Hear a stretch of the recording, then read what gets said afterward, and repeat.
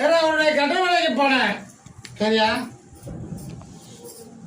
எப்போது இருக்கிறத விட இயல்பா குடிப்பா. மறு மாதத்துல குழந்தை சரளமாகும் சொல்லியிருக்கிறேன்.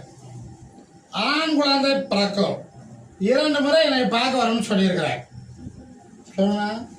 அதே போல இந்த மாதத்துல இருந்து புரியுதா 30 நாளைக்குள்ள உறுதியாகும், ஜெயமாகும்.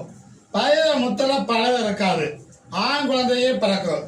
வெற்றி ஆக்கி கொடுத்தா போதும்ல, நீ மட்டும் காலை விட்டு வா. சவால படுத்தாடுறான்.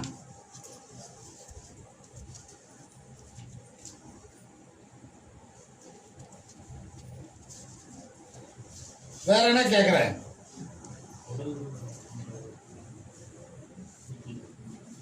என்ன செய்யுது?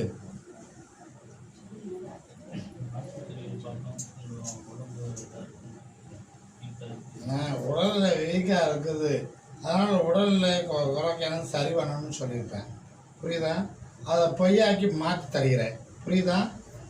காலையில் 30க்குள்ள குழந்தை சரளமாகும், ஆண் குழந்தையே பிறக்கும், உறுதியாகும்.